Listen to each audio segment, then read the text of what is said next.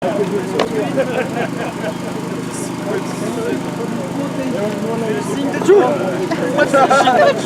bon, merci.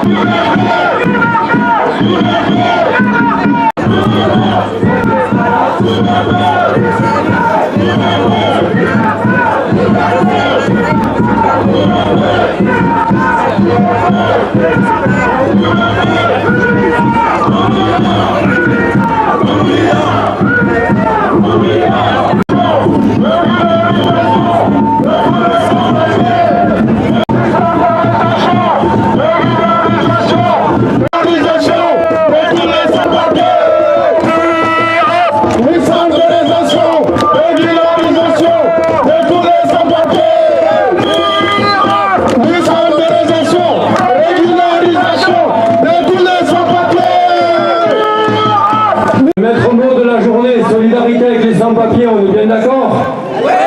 Rassemblés à Chambéry, sur l'axe frontalier, de la même manière à Briançon, à la même heure actuellement, et ici à Menton. Juste une petite information pour vous dire qui est l'organisation qui a appelé à ce rassemblement. Donc il va me falloir une petite minute d'histoire. Ça a commencé le 14 juillet où avec les amis de Briançon, on avait décidé, nous sur le col de Tende et eux à Briançon, de faire un premier rassemblement et de commencer à installer un axe franco-italien pour la solidarité, compte tenu des passages des... Alors j'ai appris un mot aujourd'hui, il est fabuleux. On dit plus migrants, on dit plus réfugiés, on dit simplement des aventuriers. C'est trop beau, c'est trop beau. Ils sont partis à l'aventure comme chacun part à l'aventure.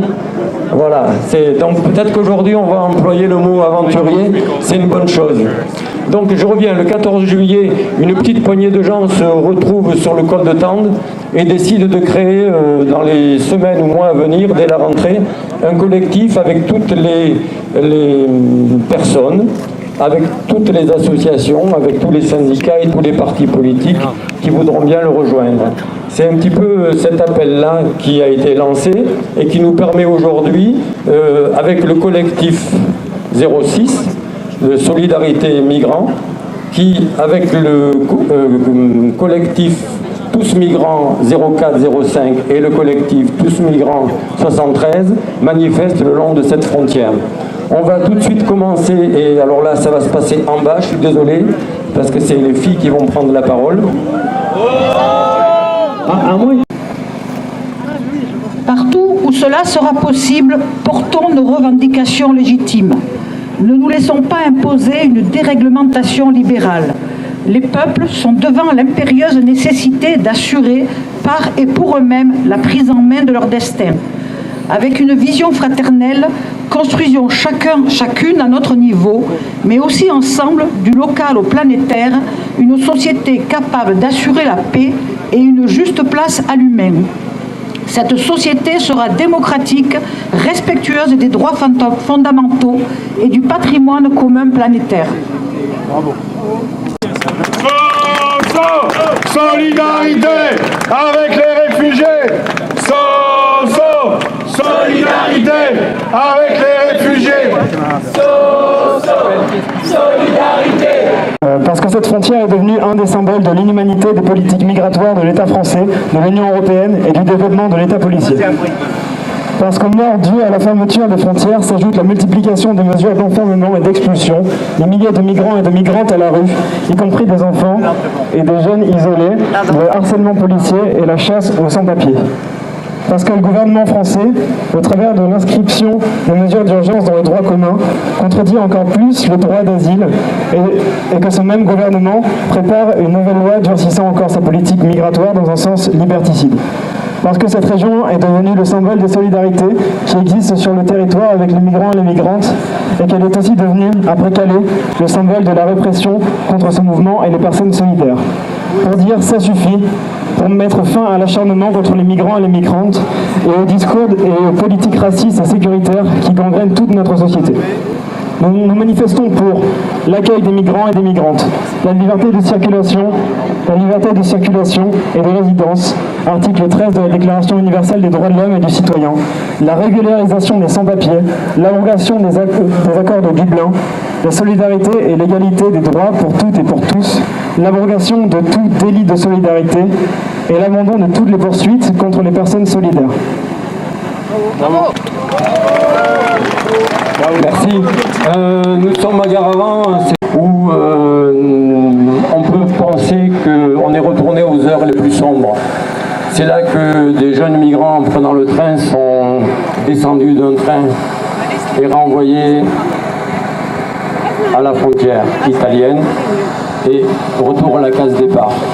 On va recueillir le témoignage d'un militant cheminot. Bonjour à tous.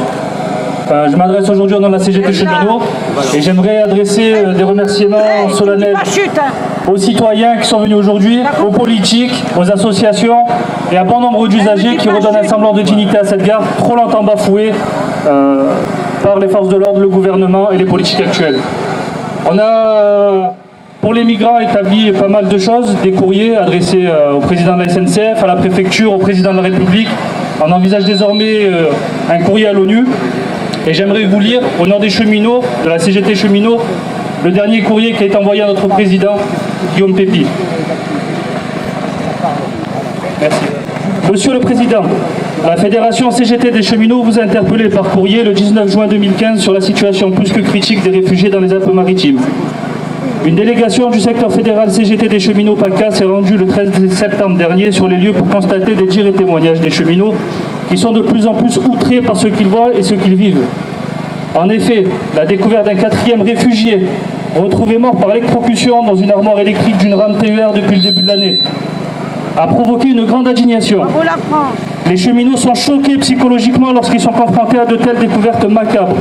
Et ce ne sont pas les maigres cellules psychologiques mises en place qui résoudront la peur qui s'est installée chez eux, amenés à intervenir sur le matériel. Mais cela n'est pas tout. Que dire également du 3e accident de personnes mortelles sur la ligne Nice-Vintimille? Que pouvons-nous y faire et comment empêcher ceux qui veulent se risquer, seriez-vous tenté de nous dire? Eh bien, Monsieur le Président, la CGT vous affirme que c'est bien une chasse à l'homme qui est organisée, conduisant ces personnes à prendre de tels risques. La préfecture des Alpes-Maritimes se comporte d'une manière scandaleuse et sans empathie aucune. Le secteur fédéral CGT PACA a écrit au préfet qui n'a même pas daigné donner suite. Un dispositif méticuleux qui consiste à passer au peigne fin chaque train pour repérer et reconduire chaque réfugié à la frontière italienne est mis en place.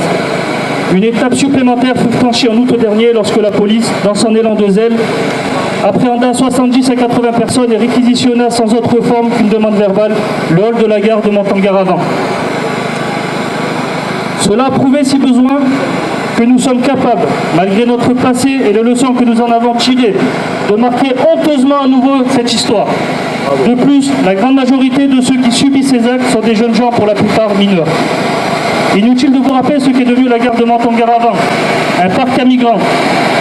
Disions-nous en 2015, nous étions loin d'imaginer combien ce terme serait proche de la réalité. Que penseront les générations futures en lisant ce qui s'est passé à notre époque? Période que nous sommes en train d'écrire actuellement autour d'événements qui ne s'effaceront pas. Monsieur le Président, vous ne pouvez plus vous cacher derrière le fait que la SNCF a un devoir de subordination envers l'État pour laisser faire ou collaborer passivement à toute cette tragédie. Nous sommes le pays des droits de l'homme avec un grand H et chaque situation nous éloigne toujours un peu plus de ses valeurs fondatrices. Pire, aujourd'hui, c'est même le droit international de l'enfant qui est bafoué et pétiné par l'État français. Monsieur le Président, vous êtes à la tête d'un groupe de forte influence dans notre pays. Vous avez le pouvoir d'exiger que dès lors qu'un passager a un billet, il ait le droit de voyager, peu importe sa couleur ou sa nationalité. Ce qui se passe là-bas dans le sud de la France n'est pas soutenable ni acceptable.